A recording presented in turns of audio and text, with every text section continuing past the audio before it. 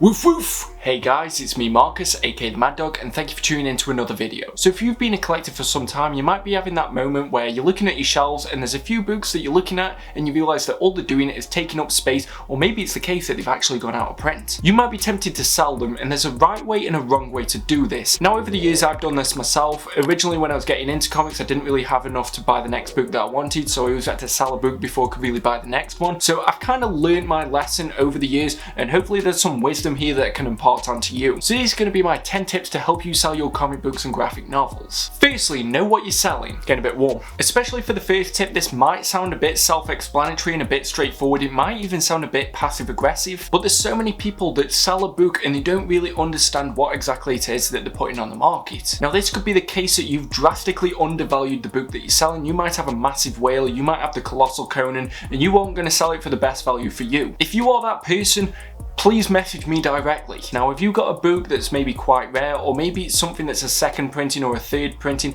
especially if you're looking at your single issues and things like that. Have you got something that's maybe CGC graded and you don't really understand what's the difference between a 9.8 and a 9.6? What I'd recommend is, as long as there's no rush to actually sell the book, take a little bit of time to research exactly what it is that you're trying to sell. So just do your research, because the last thing you want to do is sell a book for way cheaper than you realise you could have got money for it, and then you're just going to be disappointed and you're not going to be able to have even more books on your shelf. Secondly, don't use Amazon. Amazon gives people the option of selling books as a third party, and this is great if it is the case that you don't really understand eBay, or maybe you've got no other way of selling it. However, I would rather try to sell an omnibus on the street in front of a Tesco at 11 o'clock on a Thursday night than try and sell a book on Amazon. It wasn't even comics that I was selling. I was trying to sell all my university books, and some of them I had to sell for about £2, but it gives you a flat postage fee, so you can't charge more than £2.75 in postage, and their fees that they charge you, which aren't really clear until it's the fact that you actually sell the book and you see how much money is credited into your account, are absolutely stupid. I know eBay gets a lot of a bad rep, and I know PayPal's had a lot of issues in the past. Like I've seen Jem Mint's videos where he talks about what PayPal did to him, but honestly I'd rather even risk that than go through Amazon again, because it's even more difficult to get your money out. As well, just the interface when you're on your seller's page is very archaic, and I'd just recommend against it. I'd recommend maybe going in Facebook groups or eBay, but the last thing that I would recommend is you to try and sell your books on Amazon. Thirdly, how much has the book sold for recently? This again ties into the first point, but it's also got quite a good hidden catch to it, because eBay allows you to look at sold listings, and as well, even though I just kind of slagged them off, Amazon has that Keeper app where you can track the prices and you can see how much other people and third parties were selling it for both new and used. These are all going to be helpful because maybe you're going to go down the bidding route, so you don't want to have like an initial bid that's drastically higher than books have recently sold for anyway. But at the same time, you might have a buy it now price that's going to be so much lower than books have already gone for before. Yeah, that might help you to get a quick sale, but as long as you don't need the funds urgently, I'd rather get the most money that I could out of that book rather than just get it off my shelf as quick as possible. So make sure you're utilising these tools to your advantage so that you can see whereabouts the book that you're trying to sell is sitting at the moment. But again, there's another tip that's going to touch on that a little bit later. Fourthly, if you're selling something as a set, is it better to sell something individually or just all together? Again, going back to those JLA Deluxe editions, I remember that I sold them all individually because I knew the fact that volume 2 was very sought after. There's a lot of people that had volumes 1 and 3 and 4, but volume 2 was the one that they just never managed to get their hands on. So for me, if I was selling them as a set, I probably wouldn't have got as much as I did when I split them up. The only thing is, volume 2 sold really quickly, and I think it was volumes 1 and 4 that I was just left with for quite a while. Then I did have to drop the price on quite a few times before somebody took them off for me, but the fact of the matter is that it was still more cost effective and more beneficial for myself to sell them separately than it ever would have been as a set. However, I remember when I was selling my Flash run, which was when Barry Allen just came back all the way up to Flashpoint and included that entire event and a load of the tie-in issues. I remember that I just sold that as a set because I didn't really understand how much single issues were going to go for. There wasn't anything that I saw as an absolute prized item in there, but I knew that if I sold the set, it'd attract more bidders into it just because of the fact that it's all there in one go. Like, to give you another example, if at this point you were going to sell the Batman Nightfall omnibuses, which there's 3 volumes for, I would recommend that you sell them as a set because I think you're going to get a more collective amount than if you're trying to sell them individually. However, on the flip side, if you're going to sell your JSA omnibuses by Jeff Johns, I definitely recommend 100% that you split this set up because of the fact that volume 2 is really out of print and volume 3's gone out of print as well. Again, I know that if there's people watching this that have never got any intention of selling a book, you might be annoyed at me for saying that, but at the end of the day, if I'm going to do videos that try to find you the best price on a book, it's only fair that I do the absolute same when I'm telling people how to sell the books. But the reason why I'm giving you this tip is because of the fact that a few years ago I sold my Ultimate Spider-Man Volume 2 collection. This was the run that followed on immediately from Ultimatum, and it went all the way up to Miles Morales' inclusion. So yes, I had Ultimate Fallout issue 4, which was the first appearance of Miles Morales, and I sold it as part of that set. A bit stupid and short-sighted of me now, but hopefully this tip can help somebody to avoid that same mistake. Fifthly, is it the best time to sell? I know at the beginning we said that sometimes you might just want to get a book off your shelf as quickly as possible, and I know obviously 2020 hasn't been kind to a lot of people. A lot of you are losing jobs, so it might be the case that you just have to sell your collection. I completely understand that those situations happen and you might not have time on your side, but maybe this tip isn't for you, unfortunately. What I mean by is it the right time to sell is how many are listed at the moment. You don't want it to be the case that you're selling a really out of print book but there's already 3 that are on and they're already in a bidding war, because then people might use yours as the lowest common denominator and you're effectively only going to get at best the same price as those other people that are already selling, because the top bidders have probably already bid on the books that have already gone up before yours. And as well, if you're selling something that's readily in print, you don't want to be putting it on for cover price when there's other places, maybe big businesses that people have already dealt with before, that are already selling it for a drastically cheaper price. And as well, there's quite recently a phenomenon called the Omar effect, which is where Omar from Near Mint Condition announces that a Marvel Omnibus is going to get a reprint, and then all of a sudden this book that nobody could find for months on end just gets flooded onto eBay. You can see it happening at the moment with stuff like Captain America by Ed Brubaker and Spider-Man by Roger Stern. If it would have been at the beginning of this year, there probably would have only been one that was listed and it probably would have got into quite a hectic bidding war. So look at the market, try and analyse it, and try and determine if this is the best time for you to sell your book, if it is that you've got maybe time on your side and you don't need to get it off your hands as quickly as possible. Now we're getting into my final 5 tips, and I just want to remind you that if you're enjoying this video or you're finding it useful, please remember to give it a thumbs up. If you're not liking this video, why did you get this far? And please click that subscribe button already, and maybe just for fun, tell me what is the book that you sold for the best price ever. I might tell you what mine is at the very end of this video, maybe. Keep watching to the end. Number 6, know what the lowest is that you'll take for this book, and then still expect people to offer less. eBay and marketplaces like Facebook do have the advantage that people can communicate with you and offer a best price. However, what's important is to always know before any kind of offer comes in what the absolute lowest is that you take for that book. And it's important that you stay true to that because people can talk very well. Especially in the UK, there's a lot of cheeky chappies who know the way of the gab, and they might be able to talk you out of a book that you didn't want to sell for a price drastically lower than what you're willing to take. If you're already watching this video, then I already like you, and I don't want you to be in a situation where you regret selling a book for a price that you didn't want anyway. And if somebody offers you a price that isn't something that you're happy with, don't be afraid to say no thank you and walk away from that table. Number 7, make sure you take some decent pictures of the book and make sure you clearly highlight any flaws with it. So this is kind of 2 points in one, but 10 tips to selling your book sounds better than like 13 tips to selling your book, so I'm gonna have to cram some of them together. But I don't care what book it is, even if it was something like Colossal Conan. If it was the case that it was on eBay and it was on for quite a good price, but they are using a stock photo that was released when they originally solicited the book years and years ago, I am probably not going to bid on that. You will get more attention and more money if the picture is your own and it's something that really highlights this book. I'm not saying you have to get a setup like this and you need to buy a completely new camera, you need to buy your YouTube lights and edit it in Photoshop or anything like that, but still it's only really going to benefit you in the end if you actually take the time to take a decent picture, make sure it's in focus, make sure all the book's in the image, and take a few pictures of it. Take a picture of the back cover, take a picture of how it looks on the shelf. But the main thing is be completely honest with any flaws that book has, or like I said, it will completely come back to haunt you. So if the book's a little bit bashed up in the corners, make sure the pictures clearly illustrate that. If there's any kind of damage on any of the pages, if one of them's folded in, make sure you take a picture, because eBay in particular is entirely focused towards the buyer. So if there is any damage on this book and they file a claim against PayPal with you, they are definitely going to rule on the side of the buyer, unless it's the case that you clearly identified the flaws and also put it in the description. Number 8, what might help you is to check any kind of Facebook group before you even think about going to eBay. But the important thing is that you follow any kind of rules that group has. So I'm a member of a few Facebook groups, hopefully maybe some of you have seen me in there, woof woof if you ever do see me, but these groups are a great way to find some books that maybe you were struggling to get. And as well, they're collectors, so they're probably going to ship it well, they might even do your deal if you can get to know the person on a first name basis. Some of the biggest whales that I got this year came as a result of Facebook groups, which I I'd never thought about doing before this year. And it might be the case that you can sell those books because you don't really want it to just be sitting on eBay for ages and maybe you can't get any money for it. People in Facebook groups, more often than not, are completely massive fans of whatever it is that you'll try and sell anyway. So yes, more people go onto eBay than they would into that Facebook group that you're on, but those Facebook group members probably really want the book that you'll try and sell anyway. And the benefit of this is that you don't have to pay any eBay fees or anything like that, but I would recommend that just for your own well-being,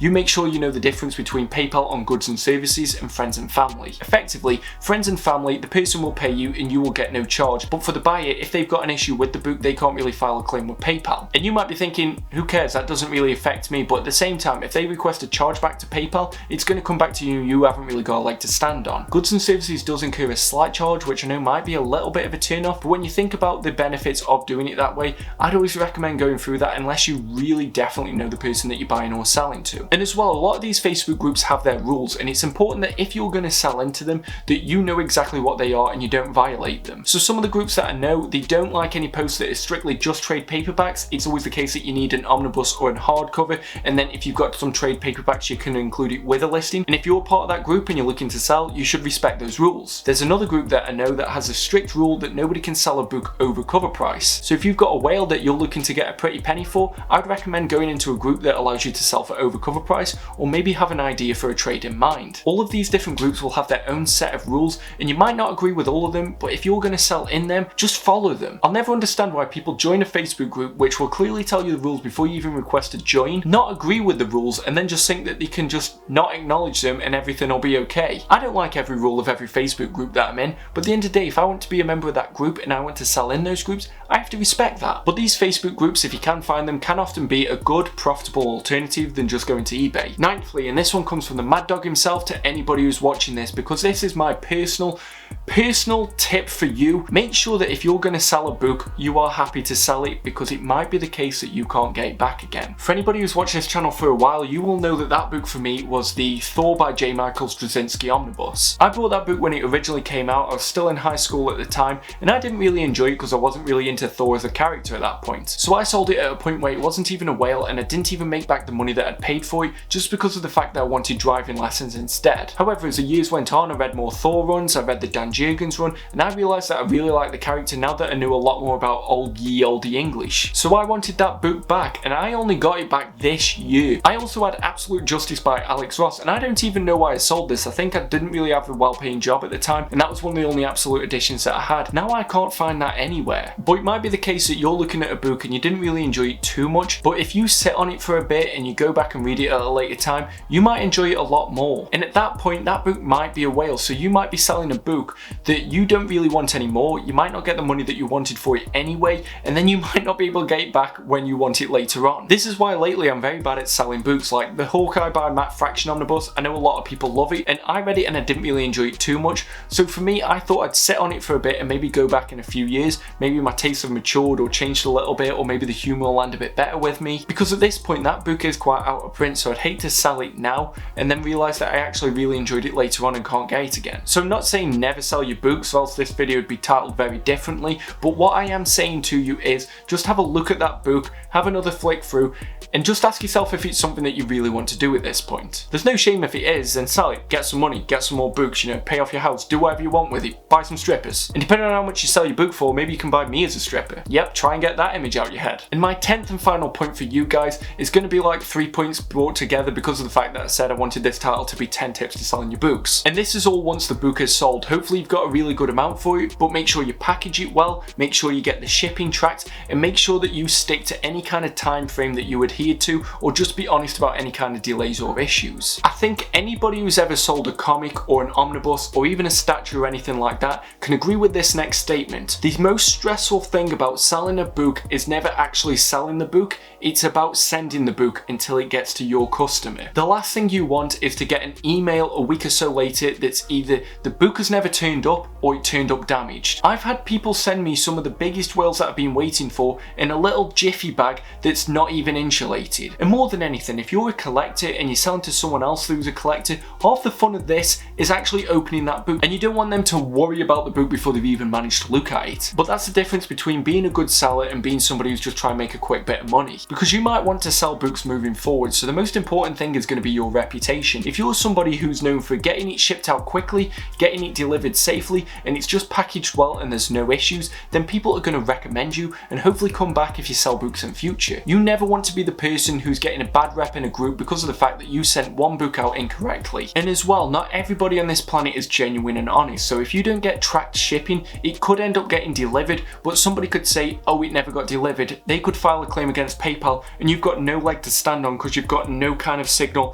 where exactly your book has gone. Like for me, it may cost a couple of quid more, but I would rather pay for tracked shipping and know exactly where that book is, and that couple of quid is worth it, rather than getting a claim through PayPal for a book that might be a couple of £100. You know, you've got to weigh these things up, and it's important that you do that, and those are my tips that I definitely recommend to you. And hopefully if you're planning on selling your books, some of these tips have been helpful. Now, I said if you stuck around to the end, I would tell you about the book that I sold for the most money. Now, I've never tried to be a scalper. I always make sure that if I put something on for bidding, I make sure that it's less than cover price, and then if people bid over cover price, then that's kind of out of my control. I know some people do scalp books. I see people buying 6 or so copies of an omnibus that they've got no plan on reading. Everything in my collection, especially stuff that I've sold, is pretty much stuff that I brought for myself anyway and later decided that I no longer wanted. However, does anybody remember the first printing of DC The New Frontier? We're talking with that big, white, beautiful cover, and I found this reduced to clear for £30 at Forbidden Planet in Hanley. So I took a chance on it and I brought it. It looked in great condition, it was still sealed, there was no issues with it, but still, it was reduced. But then I did unfortunately fall on hard times when it came to work and stuff like that, so I did have to sell it before already, because it was either the choice between selling that or selling my Daredevil by Brian Michael Bendis hardcovers. Now I know this was whilst I was still in high school, so it was before 2010,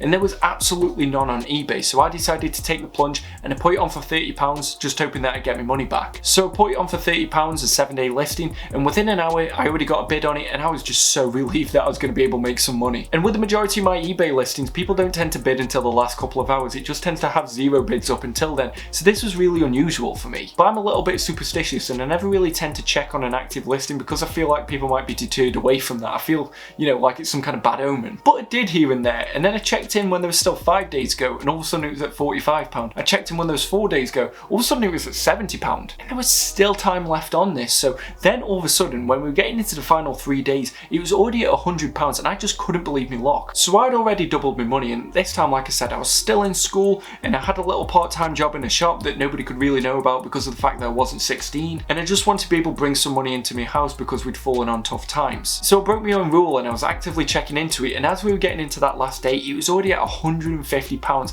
I could not believe that I'd made 5 times my money and it still had time left on it. I didn't even know what this book was. I couldn't really find any information on it, and like I said, there was 0 sold listings beforehand. And then when it was coming into that last hour, I made sure that I was watching it because I couldn't believe what was happening. And just as we were getting into these final few minutes, it sold and the final amount was £334. I could not believe my luck. I gave near enough all the money to my mum and dad. I couldn't believe I'd done it. I was more impressed with the thrill than the actual money that I got. I sold this book for over 11 times the amount that I brought it for, which is why I always say that you should check in your local comic shops. Obviously, of course, since then there's been a 15th anniversary reprint of DC The New Frontier, so if I'd have held on to that for so long, it wouldn't really be worth anything, but I just couldn't believe that that happened, and honestly, it's all been downhill from there. Life did not get better after that moment. But that's the story of my best sell, and I'd like to hear some of yours in the comments section below. But if you like this video, please remember to give it a thumbs up, and if you didn't like this video, why did you get this far? Please click that subscribe button and check out some of my links. I'm always trying to put comic content there as much as I can. And if you'd like to support the channel, because I'm not selling that many books at the minute,